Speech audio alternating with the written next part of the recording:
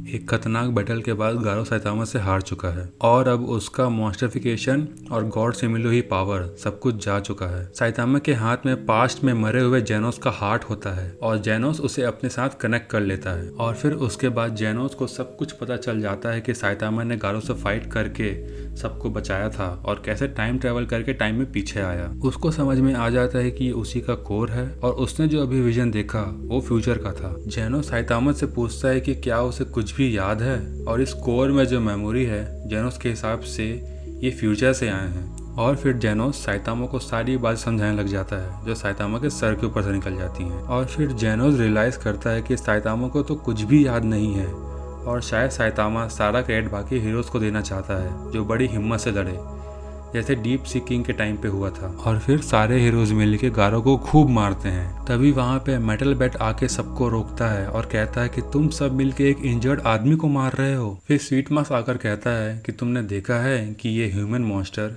कितना क्रेजी होकर सबको कितना नुकसान पहुंचाता है। फिर वहाँ पर साइतामा आता है और कहता है कि गारो को किसने हराया, क्या वो ब्लास्ट था। फिर फ्लैशी फ्लैश मन में ही सोचता है कि एक नंगा आदमी कहाँ से आया और उसने गारो को एक पंच में ही दूर फेंक दिया।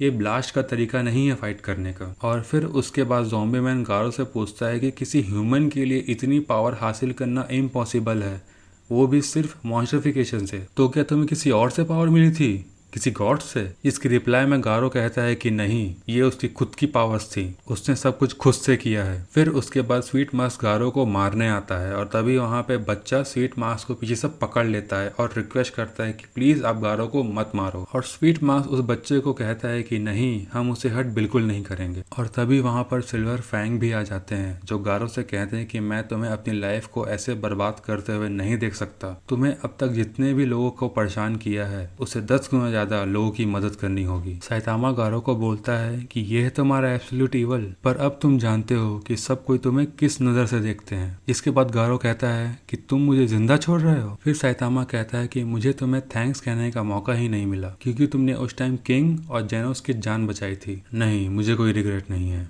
फिर उसके बाद एंड ब्लिंक ऑफ एन आई गारो वहां से चला जाता है, जिसके बाद स्वीट मास्क उसे ढूंढता है कि ये तो अभी यहीं था, कहाँ गया। फिर चैप्टर के लास्ट में मेटल नाइट अपनी ड्रोन की आर्मी लेके आता है यूजलेस। फिर साइतामा जेनोस से कहता है अभी तो तुम्हें डॉक्टर क्यूसीना ठीक कर देंगे, उसके बाद हम अपने घर की चीजों को यहाँ इस समुंदर में ढूंढेंगे। और फिर चैप्टर 169 यहाँ खत्म हो जाता है।